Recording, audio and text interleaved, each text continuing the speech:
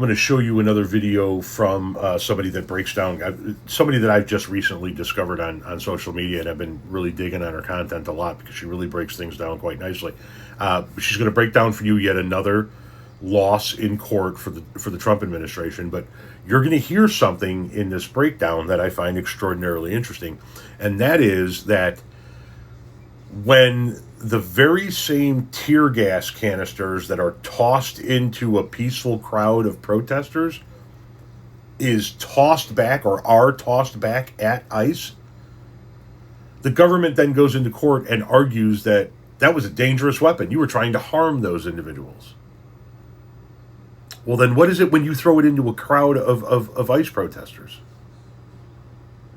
Well, another loss for the Trump administration today with the acquittal of Dr. Jonathan Caravello, and it only took the jury 2 hours to come back with their verdict. If you don't remember, he's the professor at CSU Channel Islands that was accused of assaulting federal agents after he removed a tear gas canister from a crowd that a Border Patrol agent had thrown at protesters during an immigration raid in Camarillo, California last year. He was then disappeared into the federal detention system for 2 days without friends and family being able to find him and held without access to his lawyer. The prosecution argued that the philosophy professor threatened and intended to harm federal agents and committed assault with a dangerous or deadly weapon when he threw the tear gas canister over the heads of federal agents who were wearing helmets, bulletproof vests, eye protection, and gas masks. But that same tear gas is a less lethal weapon and necessary for crowd control when federal agents throw it in the middle of unarmed protesters. Also wasn't a great look for Border Patrol when the body cam footage they showed during the trial showed them laughing and celebrating over gassing protesters. So glad that yet another jury saw right through the Trump administration's assault on immigration and human rights activists.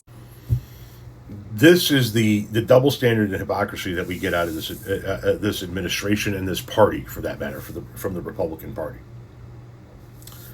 Not that long ago, a woman who was a prison guard in Texas sued the state of Texas because she was pregnant. She was feeling something and felt like she needed to go to the hospital or doctor right away.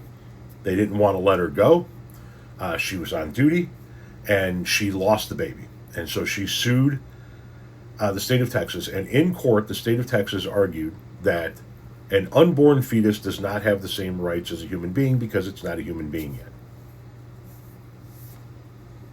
Then why the anti-abortion laws? Same thing here, right? The federal government argues that this person attempted to harm the ICE officers with a dangerous and deadly weapon. Well, then what is it when you throw it into a crowd? A crowd that doesn't have helmets and eye protection and body gear. Gas mask. What is it when you throw that same device into that crowd? Is it no longer a deadly weapon? Good on that jury for finding this person not guilty. Good on that jury for looking through this bullshit and going, yeah, we're not playing this game.